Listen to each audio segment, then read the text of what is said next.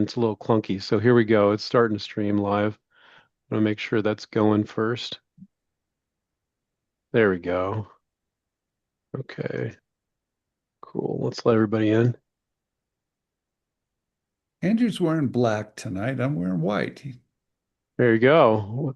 What are you saying? You're the good guy and I'm the bad Yes, guy? Is that what you were saying? yes, I am. Oh, okay. All right. We're gonna get going, guys, here in just one I'm minute. riding the white horse. Oh, really? Really? Okay. All right.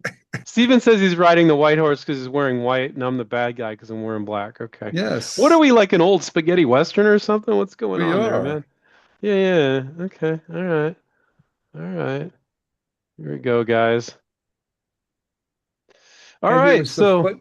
Go ahead. yeah, go ahead. What You want to was? say any other Uh, smarty Alec thingies you want to say? no, go ahead. I'll let. No, All right. I'm sorry. I'm sorry. You've got a thing to do, and I was interrupting. I apologize. It's all good. It's all good.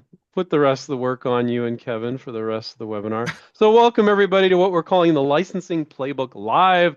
This is a new series, although we're getting through it pretty good here. I think we're a little more than halfway through it. And so it's called Power Mindsets over the 9 weeks that we've been running this. We'll teach you how to think like a successful inventor. Kevin Prince is a patent agent and founder of QuickPatents. He will join us to explore the essential mindsets that top innovators share. Kevin, raise your hand there. Okay, cool. There's Good to be Kevin. back. So thank you, Kevin. And our very own successful inventor, Stephen Key, and our white hat tonight will be presenting alongside Kevin. Kevin, Stephen, you want to raise your hand there? Everybody knows that you're the good guy? No, he's not going to raise his hand. Is he hear me? There he is. Okay, there we go. He's busy looking at emails. Um, so our Kevin and Stephen will be presenting every Wednesday for this series outside of some holidays here coming up. Um, this week's topic is being a compelling communicator, a critical mindset for inventors and entrepreneurs who want their products to be understood quickly and taken seriously. Does everybody want your product to be understood quickly and taken seriously? Please. Yeah, everybody wants that. And that is a very challenging thing for a lot of inventors to do. Not all inventors are good marketers. Not all inventors understand that not everybody thinks like you do. So hopefully this will help out a little bit. And at the very least, you'll realize you need some help if you don't feel like you can do it. So a critical mindset for inventors and entrepreneurs who want their products to be understood quickly and taken seriously. This week is about communicating with clarity, confidence, so the value of your product is easy to grasp, the opportunity is easy to see, and your message earns real attention from people who can help move your idea forward. My name is Andrew Krauss. I co-founded InventRight with Stephen Key over 26 years ago. He's the good guy. I'm the black guy. He's the bad guy. He's wearing black and I'm or white and I'm wearing black and we're a spaghetti western. That's what we're doing here today. Um, I'm going to be your moderator tonight. This week's webinar is your go-to. These weekly webinars are your go-to guide for learning how to license your product ideas that are actively looking for innovation. Most companies these days are actively looking for innovation. Feel free to ask your questions in the chat here on Zoom. And if you're watching on LinkedIn, Facebook, or YouTube, we're streaming live to all those places. You can type your questions into there. We'll always try to get some of those questions too. So please welcome our presenters today, Stephen Key and Kevin Prince. Welcome, guys. Thank You. you, Andrew. Okay. That was a rambling introduction, wasn't it? Yeah, it was. Hey, Oh, thank Kevin. you. Kevin, how you doing? Doing well, Stephen. Thanks for having me. Oh boy. Thank you, Andrew. Uh, I like this topic a lot because I'll tell you, if you're going to be pitching or reaching out to companies or doing PR or whatever you're doing, you're going to have to be a good storyteller. You just are, and it takes a little practice, I think. And in fact, I was at a Thanksgiving dinner and someone knows I'm a pretty good storyteller and said, Steve, I don't want to tell the story. You're a good storyteller. Tell the story. And I was really I was wondering why they thought I was such a good storyteller. And what I realized, it's just the delivery of it, kind of. It's knowing your audience. It's pausing sometimes, not getting in a hurry, and knowing when to have kind of a quiet time. You know, I mean, it's not just rushing through it. It's pausing and let people catch up and then, right? But it's always delivering what people are looking for, kind of, or you think they Unless are. you're reading intros that people don't want to listen to, then I just go through it really quickly. I thought They're your like, let's intro was get to the fine, meat man. of I it. thought your intros were good, Andrew. You're always good at that. You're funny. Hey But Dana. if Hey Dana. I see Dana's here too. I just want to say hi to Dana. She's part of our Gateway outreach team at InventRight. So welcome, Dana. Yeah, and the other thing about a good storytelling, I think, is getting to the point fairly quick. Okay, so I know that we love our products. I know we like to talk about them, but sometimes we might go a little long where we might want to shorten it up a little bit. Well, So, and talking's not pitching, is it? Talking isn't marketing. Talking is talking. It's just words. It's a word salad sometimes. It's not focused. It's not directed sometimes. It's not thinking about your audience sometimes. But pitching or marketing is well thought out talking, if you want to put it yeah, that way. and I think it takes some practice. I was I was just interviewing going to someone the say, other day, and this person really knew when I asked a question to answer it and stop. I mean, he knew that he knew enough about an interview to not go on and on and on and on. I mean, he answered it and stopped. He gave me, and that's what I need because sometimes that doesn't happen. So good storytelling, and because when I asked him a question and his answers, he was telling me a story. It was part of that story, but he knew when to stop and wait for the next question to engage me a little bit, not just keep it going. So I think the storytelling, I think you're going to use it all the time. I think it's really important, regardless if you're venturing, licensing, doing PR, getting investors, it doesn't matter. It's always going to be important. well, and that shows that he was practiced, right? He had practiced that, Yeah. and you had to deliver it. And when you practice something, well, go to the next slide, Andrew, because we're talking about that right now. You know, you always know when you're listening to someone who hasn't practiced their message, and it can go on for 5 minutes, and you're like, everyone has experienced something like that where you're just not moving fast enough. You're just losing your interest. It's really about keeping interest. And Hmm. so if you have a story to tell about your product, you have to practice the short version of that. And and you have to memorize that because and it's easier to memorize it if you're passionate about it, if it's your story. So take some time to do that. It's what we call your elevator pitch, right? You have 30 seconds in an elevator to pitch somebody on your idea. You got to practice that. And people will know if you've just memorized it word by word like Andrew's intro, or if it's something that's really coming out of you that your passion is fueling. Um, so yeah, I mean, I experience it all the time. People will call and they'll start talking about their product, and sometimes you have to jump in and say, "Well, okay, let's move it along here and let's get to the point." Well, Kevin, I want to ask you a question about that. When people call you and they want to talk about their invention, do they start out, my invention does this and this is the benefit of it? Usually, yes. Okay. And the way I think that is more compelling is if you start with maybe a real quick blurb about, what started this whole thing. Get me interested in the motivation to start with, right? Got it. Um, that's the story. Like, how Okay. did you invent this? Why did this come to your mind? And it's Why, something why does that that help? it just makes the human interest part of it more, I don't know, more compelling. When I start Okay. talking about why I invented something, then people can kind of understand like how I got to the solution and why it might be interesting and relevant, Okay. you know? Whereas if you just talk about, you start jumping into the specific components of your invention, I guess I have this cloud in my mind, like, okay, but why? Yeah, but why? What's the point? Well, well, you know what if you can relate to the problem that they have solved, if you can personally relate to it, That's good storytelling, right? I Mhm. get it. I understand it. I want it, right? Sometimes though, people go a little long with that. That's my issue sometimes, Kevin. Right, of course. Yeah. And that's where the practice comes in.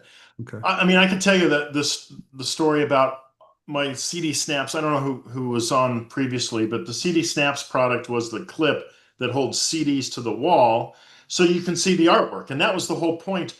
I want to see the artwork on the CD jewel case. I don't want to see the thin little spine that's hard to read. Give me a wall full of these CDs. That's the Huh. and we were when we and we I think we failed to really deliver that message when we were doing this project because we never figured out how to message it in such a way that people would instantly get it. It was kind of an educational sell, and you couldn't see the product when it's in use. So Hmm. it's a little hard to, and I don't think that we ever really landed on a good way to message that. Well, I have a question.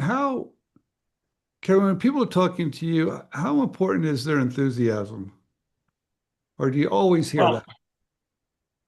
um, so probably to me, it's not as important as it would be to an investor or someone who's going to Okay. be involved in, actually partnering with you in a way that, I mean, I'm always trying to find what is the MVP, the minimum viable product. I'm starting to look at it from a kind of a clinical engineering standpoint.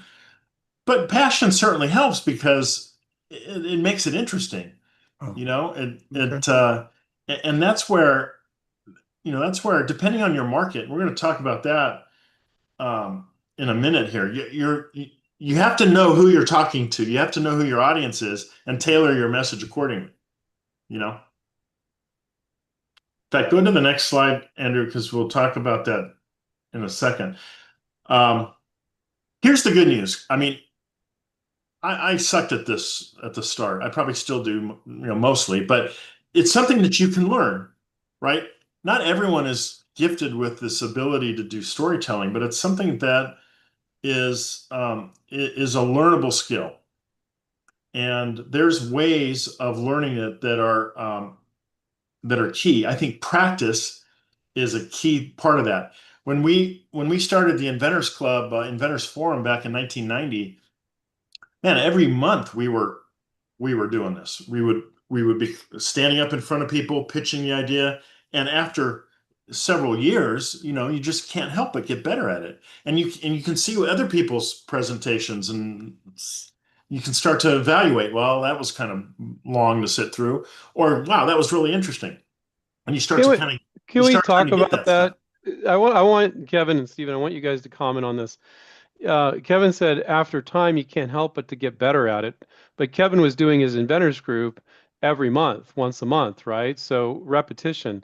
So do you guys have any advice for people to get better at pitching or just telling stories? It could be Yeah. just telling a story to their friends or family, and then they get better about telling stories about their inventions. And just that practice makes perfect. Do you have any stories or advice there, or is that the I advice? Yeah, you know what happens, Andrew, when I think the more you do it, you realize what words are resonating with your audience. You can see it, their expression, they get it, they ask questions, it comes off easier. You're better at it. There's something about it by doing it more and more. You're very selective of what works, and when it works, you start using it again and again and again. So the only way to really get to that is just practice. Because at the very beginning, it's probably going to be a little bit long and you're not quite sure if they're understanding it. But if you do it enough, you'll see it click. You'll see them respond, and that's when you know that you're hitting upon it, and that's why I think it just takes practice. And you could do it anywhere, really. I mean, do you have everybody sign an NDA? I don't know if that's going to work. That seems pretty hard to do that. Yeah. But if you're pitching in front of a company, that's practice. If you're pitching your spouse or Yeah. some friends, relatives, I think that's probably going to be okay. Maybe you can get them to sign something if you need to be, but just just doing it over and over again. Also, I do believe watching yourself on camera is not a bad idea either. I don't like it myself. I hate listening to myself. But if you can turn on the camera and just pitch it and pitch it 3 or 4 times and go away and do something else, right? And if you're a morning Mhm. person, make sure you do it in the morning. And then come back and do it again a couple more times. And you'll realize once you come back and do it again, you will be better than the first time that you've done it.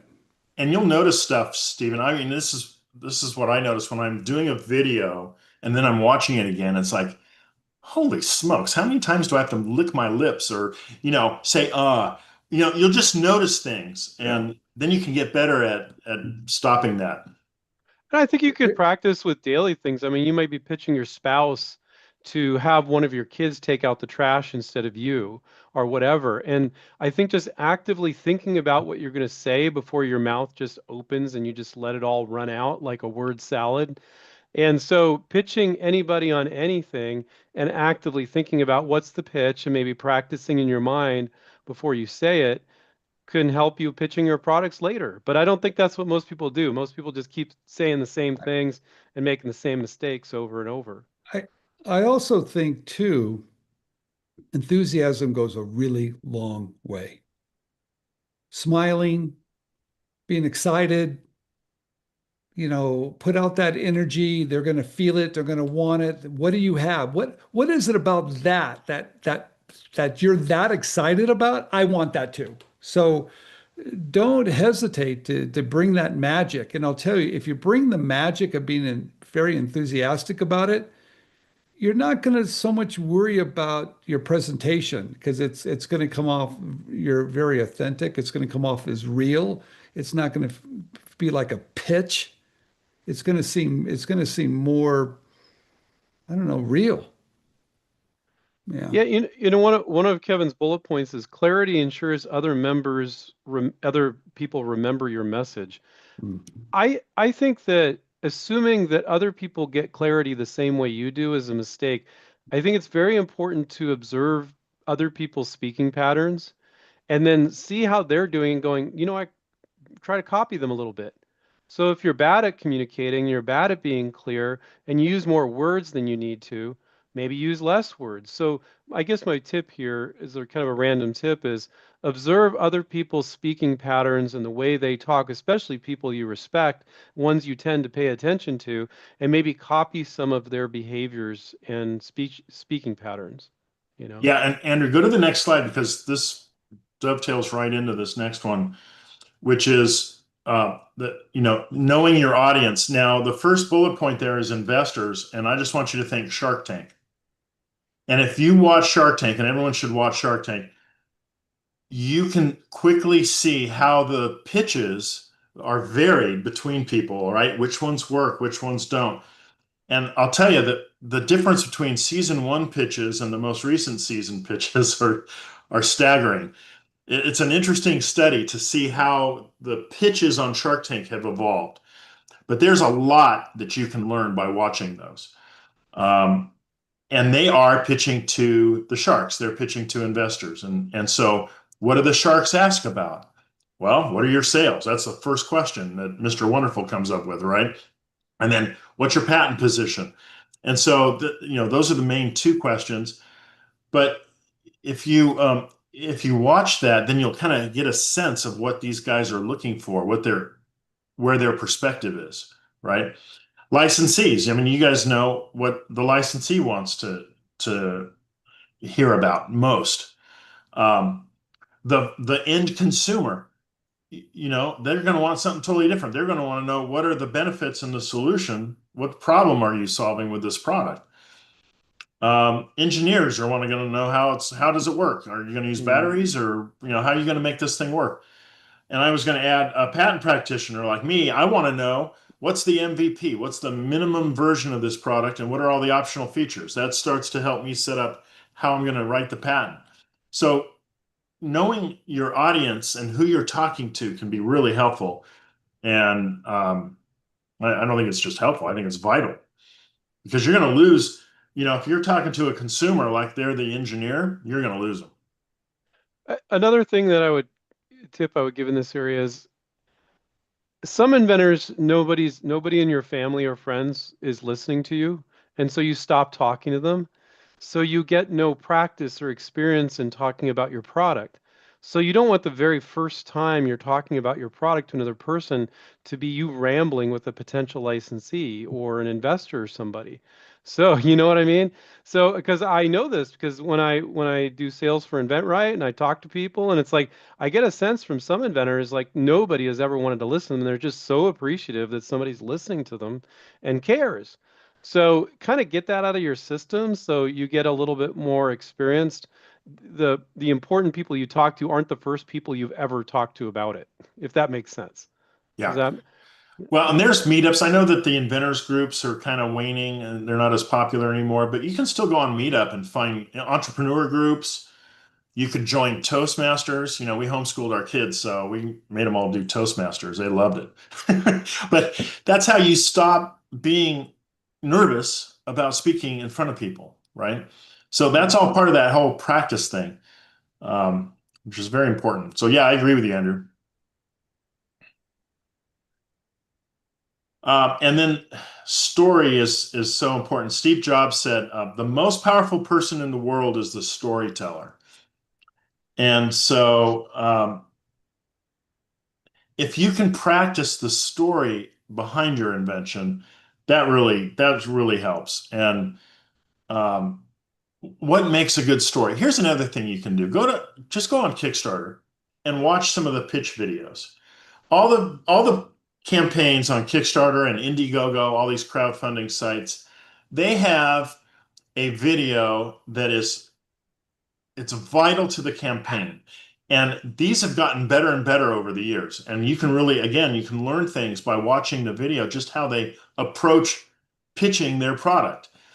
Um, like I did a Kickstarter for a deck of cards that had patent drawings on them. And I learned from watching other campaigns about playing cards. And so do the same thing. You can learn a lot about what other people are doing and get a sense of do you like that or not? How did their campaign do? You know, were they successful or not? So that's all part of storytelling. And I'll tell you what, the most successful Kickstarter videos are telling a story if you watch them.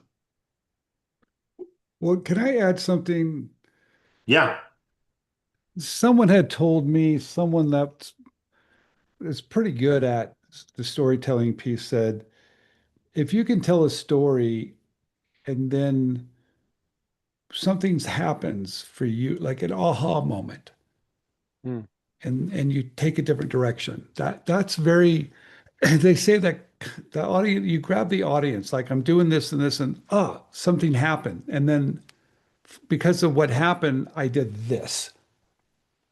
That is very engaging, you guys. So you need to think about that because I think that pertains to what Kevin just said of how I invented this, right? I was working on this and such. I had a problem, and I went, "Wait a minute, what about this?" And that's how I created it. That aha moment it will be a great way of kind of incorporating that in your storytelling. Yes. Go to the next slide, Andrew, because we were already talking about crowdfunding.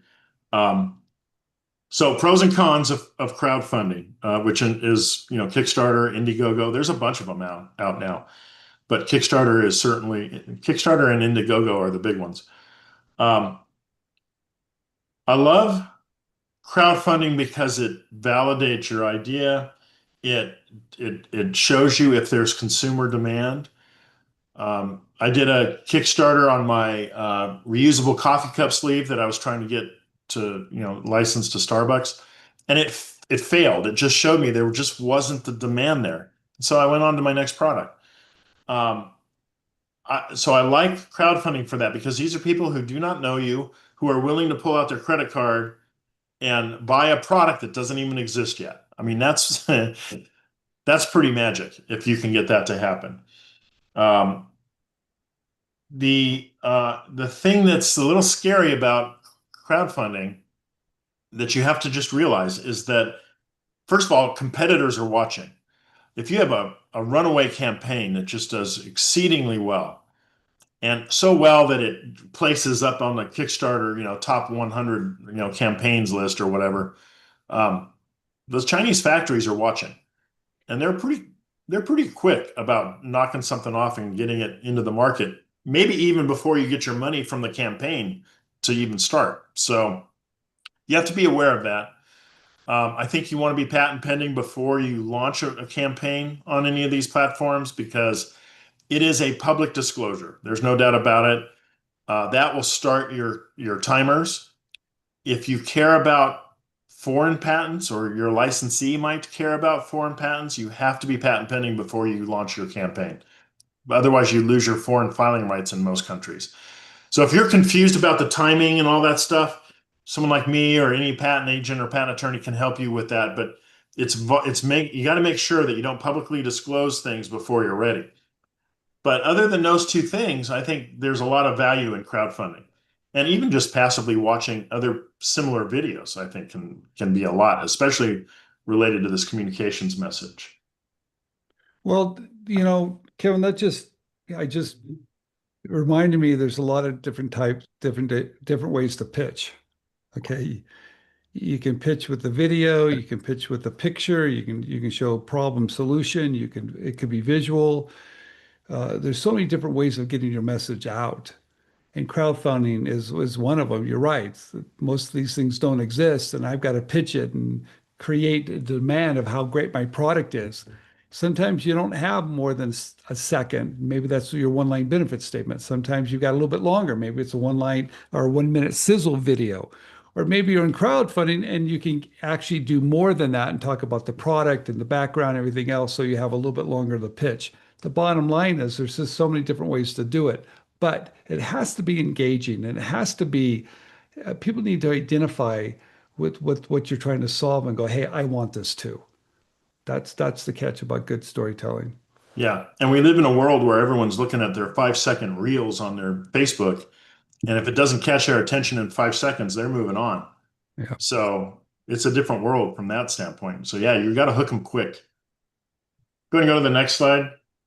Yeah, I'm having a hard time changing it for some reason. It's like hanging up on me. So why don't you guys keep talking? I think I need to There it reset is. the.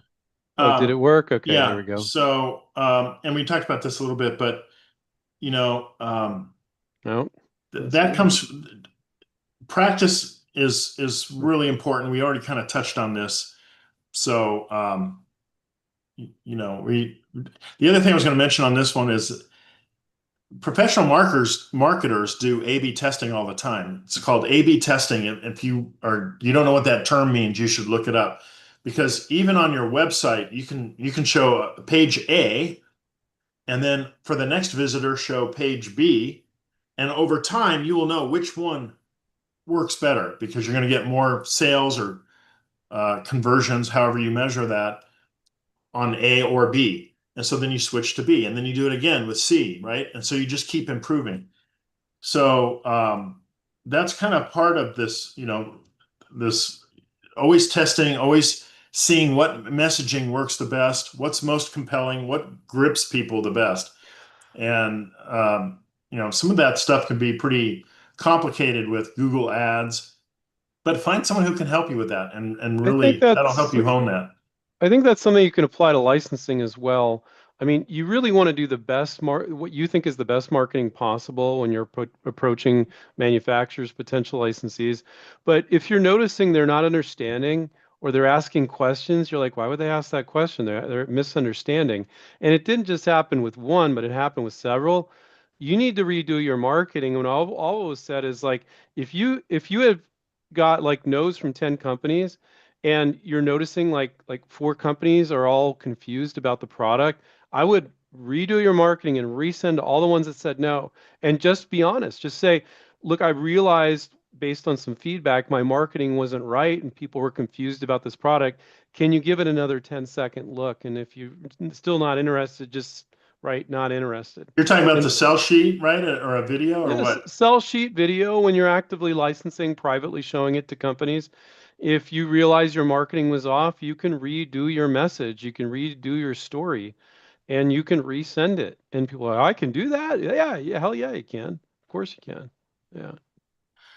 Okay, go to the next slide because I want to talk about this. And this is Chat GPT and AI, all these AI engines. I have a love-hate relationship with AI because here's it's really good at what we're going to talk about, which is helping you kind of streamline your marketing message, your elevator pitch. If you just write down your elevator pitch and put that into Chat GPT and say, this is my elevator pitch for this product, make it more interesting, make it snappier, make it more compelling.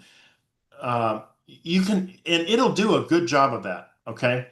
So it's really well suited for that. Everyone should be working with some kind of AI just for this kind of thing, right?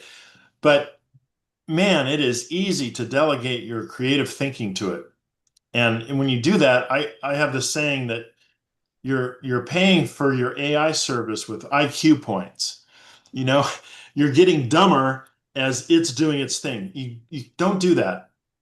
Try to learn as much as you can from the AI. When it comes back with something that's half as long and much more engaging, figure out how it did that. Okay. Don't just delegate all your thinking to it. That's where I think as a society, I think we're going to have problems with that if we are not already. But AI can be really helpful. It can optimize stuff. You can have it make things spunkier, more interesting, and see what it comes up with, and then learn from it for your next one. Um, Most of these have a free service. If you haven't, I mean, I don't know anyone now who hasn't tried Chat GPT a little bit, but definitely hop on there and try to, give it a couple tests. All right, so I mean, we've gone over this. This is the bottom line is if you're not capturing your audience's attention quickly with a quick and compelling and interesting message, if you don't see them leaning in when you're talking, then you gotta make sure you redo your messaging so that you get to that point, because that's going to be the difference between someone who after 20 seconds checks out versus someone who's like, oh, really? Tell me more about that, right? And that can be the difference between a deal and not a deal. Yeah, I mean, Steve and I have seen sell sheets, videos that an inventor, they aren't our members, but that they've sent to a ton of companies. And I look at it, and I'm just honest with the inventor. I go, I don't use these words, but this is terrible. This is very confusing. It's not a good presentation. I would, and usually they did it like a year ago. They had reached out to companies like a year ago or a long time ago. I'm like, redo all your marketing, resend. They won't even remember you. You got to start over here. And don't worry. Oh, but they said no before. It's like, that was so bad. Do it new, do it better, Yeah. resend it. And You have and a second chance. Andrew, you said the right word, confusion. So confusion and uncertainty will stop everything in its tracks. Man, if anyone is uncertain about it, then nothing's going to happen. So that's what you really got to fight against is confusion and uncertainty. Hmm. Because they don't got time. They got maybe Exactly. 5 people they're managing, 4 projects, 200 emails a day.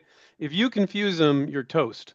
Yeah, that's They will that's it. not. You need to. This is the way I always explain it. Let's say you're reaching out to a marketing manager, a CEO. They're overwhelmed. Assume they're half brain dead. They're really not trying to understand your product. Your product needs to be understood with no effort. No effort. If they got to make an effort, oh, but they would understand this or that. No, they won't. Assume they're just going to be confused, and make it so clear. It's just It's kind of like packaging design, right? Packaging design has to instantly tell the story of what's in the box. right. If you confuse people with that, they're walking right by. Same with QVC. When we were on QVC for my Paint by Grids product, which was like an art product, um, I think we confused people. We didn't show before after on these paintings that people could easily do. We tried to explain the theory behind it, and it was like algebra. People were like, and it was that's why it failed. So, in retrospect, I would have done that completely different. Hmm. Okay, Mr. Key, My turn? Okay. your turn. Thank you, Kevin. Yeah. Oh, geez.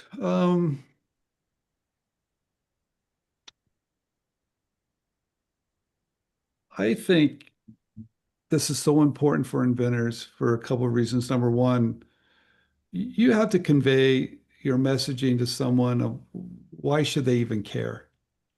And you have to do it very, very quickly. And I've said over the years, usually inventors, we do it with a sell sheet, maybe a 1 minute sizzle video. But regardless, you've got seconds. And you have to be so good at knowing their pain point and the clear benefit of what you have that solves that pain point or gives them an idea that you've got something that they're going to want. And you've got seconds to do that. But you can do it. And that what's really amazing about it with the right one-line benefit statements, with the right sizzle video, with all those right visuals, you can convey the benefit of your idea very, very quickly. And so it is extremely important to inventors, especially if you're raising money, licensing it, or just even talking to your patent attorney or patent agent. Hey, this is what I have, right? So you got to be really good at it and why it really matters to them. Next slide, please.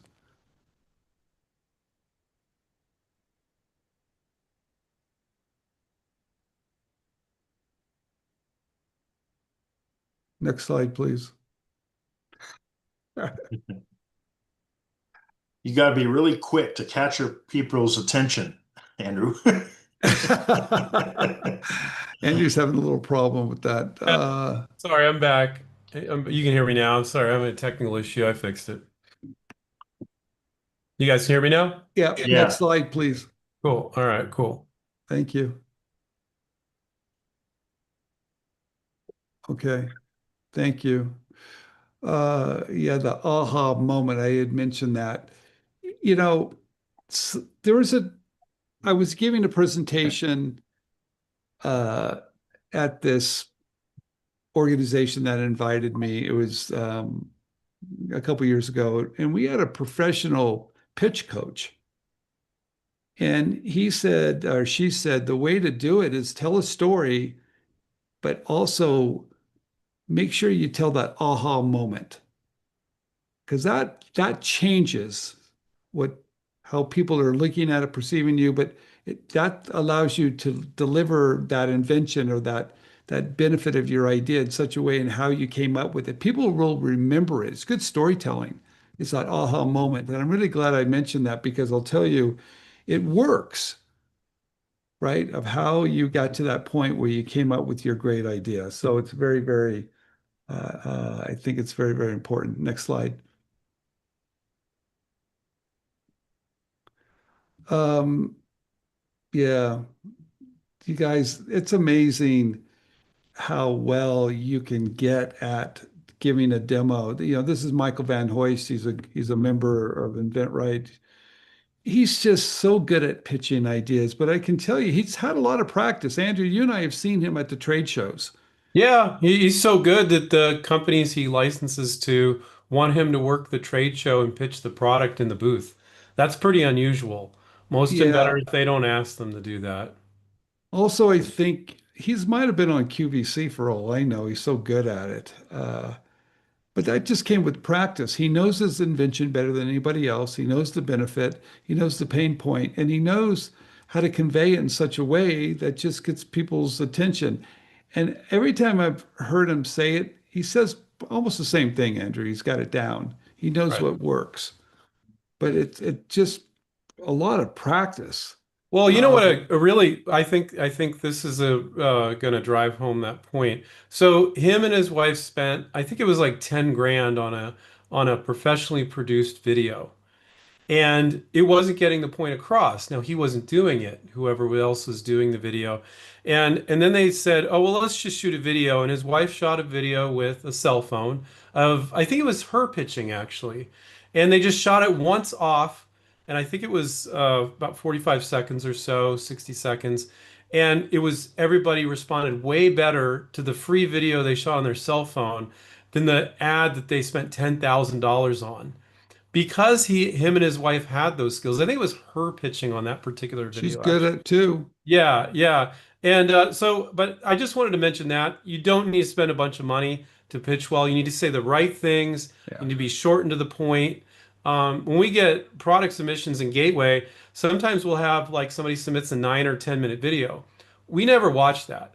And then there'll be so like I remember I watched it ahead of time and I found the 2 minutes that were good because I didn't want the team to waste 9 minutes of their time. I'm like, just watch these 2 minutes and you'll get it, you know? But Mike's brief video was much better than the advertisement a professional Yeah. advertising firm did, you know. Well, if you know your product and you know the problem you're solving, you you're going to probably be pretty good at it, but it does take a little bit of practice. Next slide, please. Yeah, the rotating label, 30 seconds, that changed everything. Um, I remember the company Rexall Sundown had a product. They were selling vitamins and nutraceuticals, and they were going from uh, health stores, I guess, to national chains like Walmart and CVS and Walgreens. And they knew right away that there wasn't going to be someone behind the counter that could explain what the supplement or nutraceutical was going to do for you. And they knew that it was going to be very different than this health food store where you had one person that knew all the products that could talk about it, rather being in Walmart and you can't even find anybody to help you. So they knew they had a problem, but they also knew that they were going up against all the big companies now. So they saw my label and they knew that the label gave you information just by turning the label. And they saw that and they got behind it, and where a lot of companies had passed on it, but they saw this one particular use for their problem.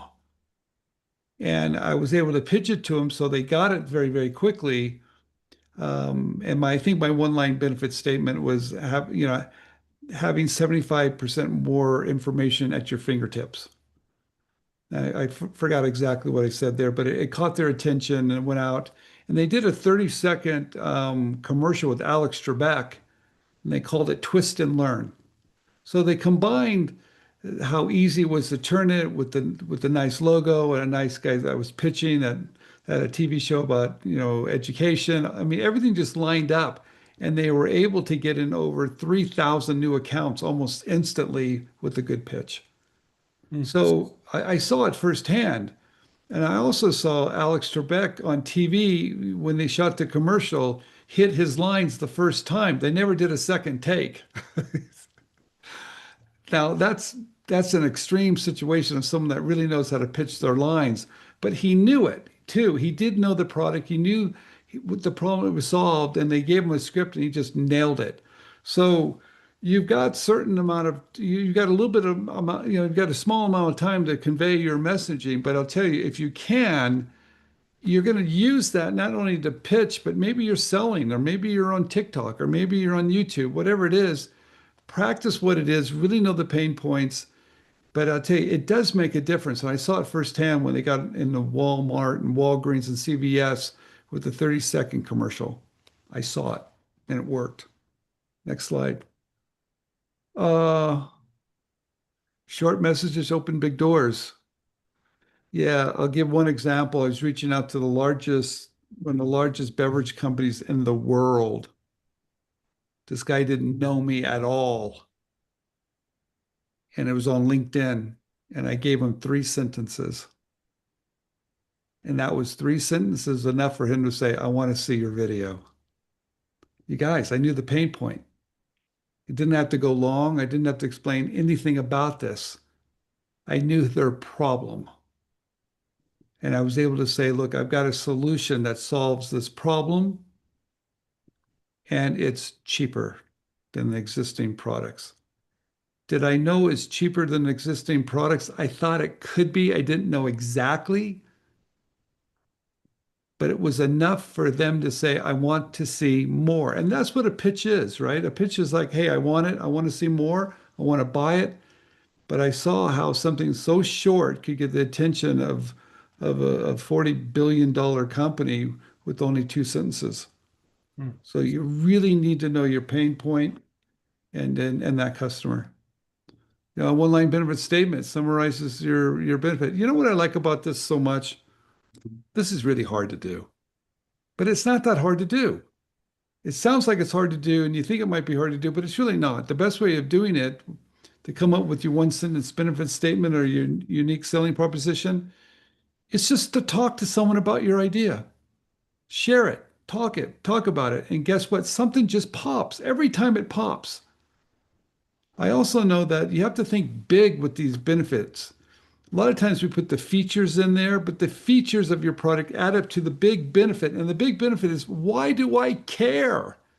What are you doing for me? Not about you, but for me. And if you can do that, you're going to grab people's attention. The shorter, the better. This is where I use a chat GPT. Hmm. I'll tell them the benefit of my idea, what it does for people, and I'll say, give me five unique selling propositions for this idea. And it will give me five, and then I'll ask for, give me five more, but shorter. Give me five more that stress value or cost or whatever. And I keep on hitting it, and it keeps on just giving more and more and more unique selling propositions or one sentence benefit statements of my idea. And after that, then I can choose which one I want to use for what particular situation. Steven, we have two more slides, but I'm having this really funky problem with the slides where it's always been two ahead the entire presentation. I've never seen it before happen before. So let me fix this. Maybe I you guys wouldn't worry about it, Andrew. We're almost at the end too.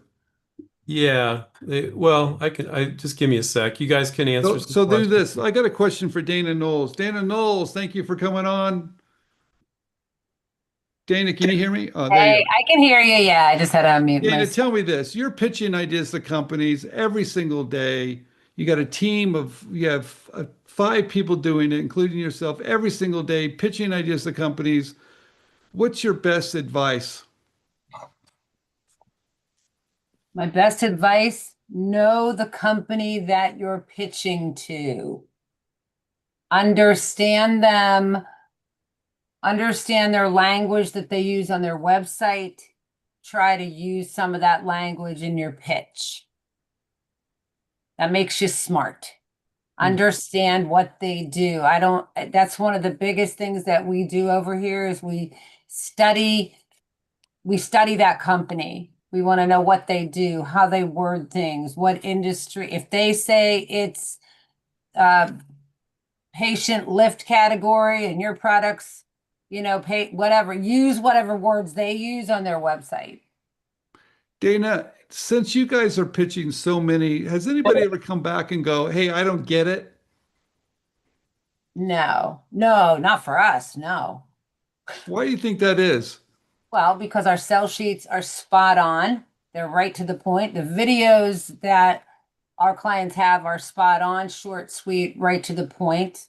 And our main benefits of what we say even in the intro, we have whether it's us pitching for, whether you're pitching for yourself or you're pitching for somebody else, you're going to tell them in a few words in the first sentence the benefit of your product. And we're so, I think what makes us so good at what we do is we've mastered the skill of getting right to the point. There's no fluff in our emails. There's nothing. Right to the point. I'm really glad you said that because we all have a tendency to go long. Mm-hmm. Okay, this last one of the last slides here, you guys, very simple. I use this when I'm talking to anybody. If I love my idea, they're going to know I love it and they're going to feel it. And they're going to feel it. And if I feel that way, they're going to say, well, tell me more. I want to know more about it. So enthusiasm speaks volumes, guys. Make them feel it. Next slide. Is that it? Yeah, that's the last slide. Yeah. Final message. Know, understand, communicate. Yes. Um, this is really simple, guys. You know your audience, of course. You practice. You know the solution deeply. But something Dana said to me, and I'm going to say this, you guys, get to the point quick, right? Because everybody's so darn busy. And they appreciate that, don't they, Dana? Absolutely. Well, that shows that you're professional, you respect their time, Yeah. and that's what you're there for. You're not there to tell them anything else, but what's the benefit to their consumer? So out of the 1,000 companies you've gotten products into, not one has ever said, I don't get it. I have not heard that. I have never had anyone come back to me and said, I don't get it, I don't understand it, nor have my team come back and said that. Okay, Uh-uh. good Uh-uh. job. I think the way they would say that is just not responding because it's inaction, right? If you didn't get to the True. point where they could understand it, Good point. True. Yeah. I really like what Dana's saying about use the words they use on their website Yeah. if it's a particular category. Mhm. And you gain instant respect when you say I looked at your product line and you refer to a product line or a product or whatever.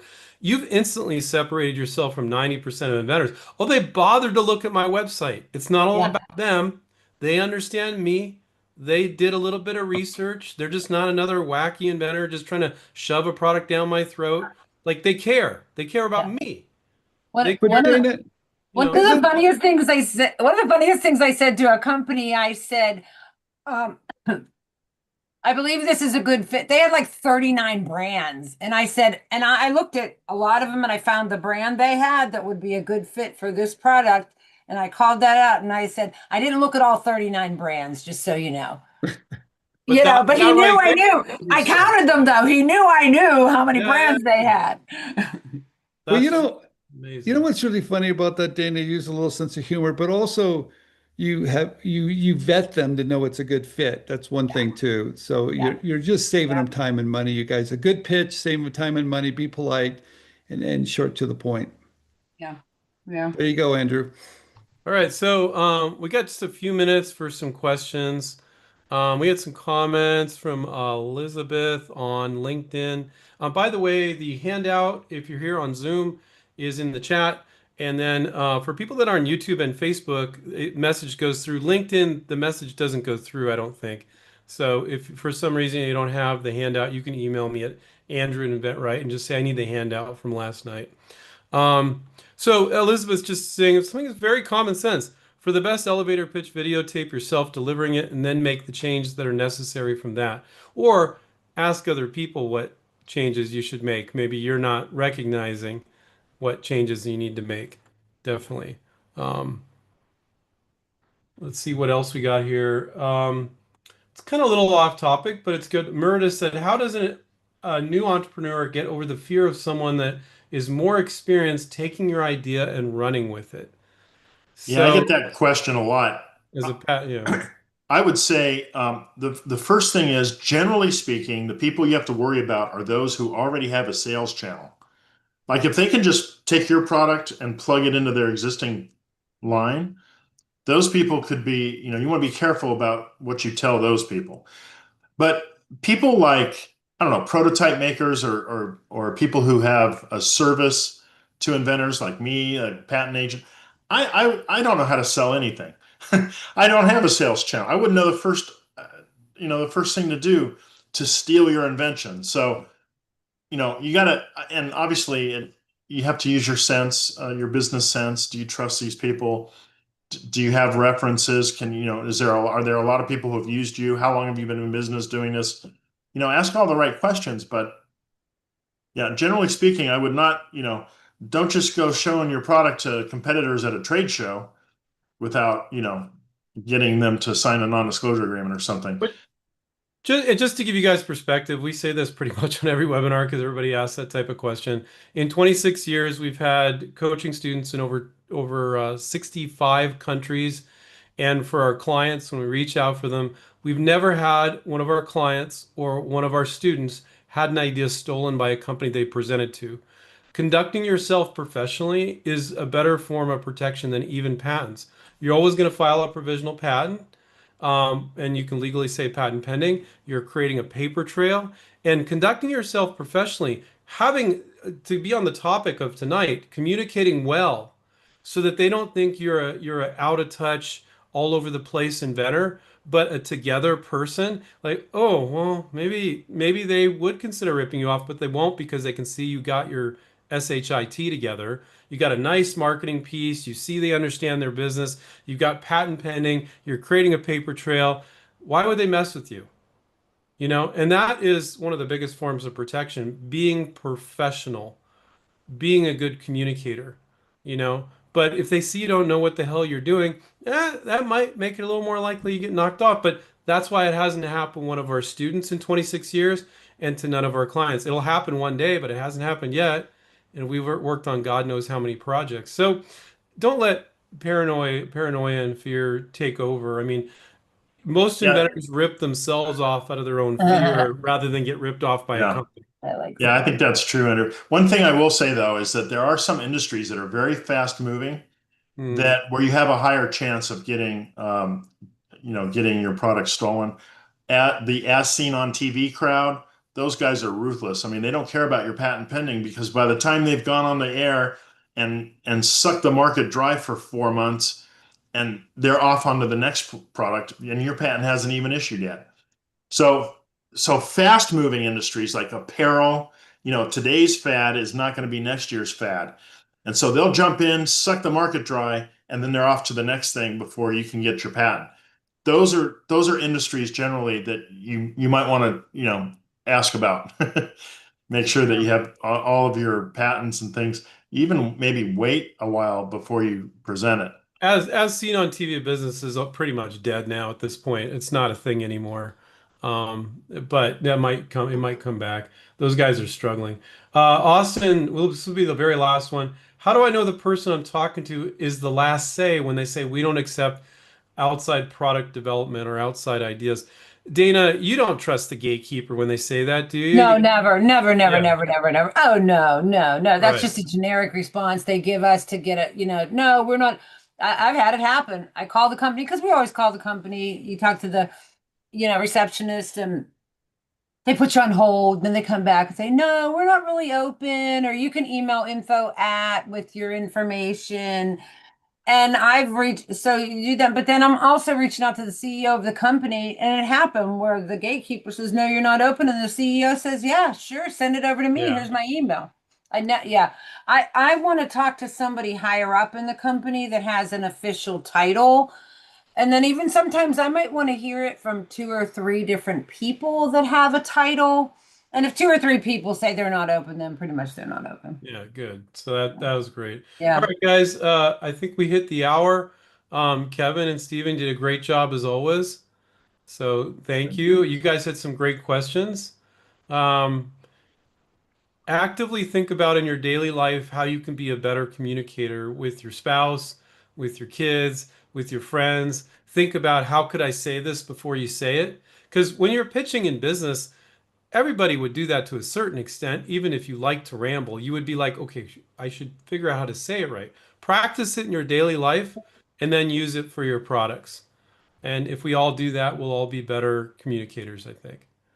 So, all Good right. stuff. Thank you, Andrew. Take Okay, care. thank you, Good night, everybody. everybody. Thank you. Good night.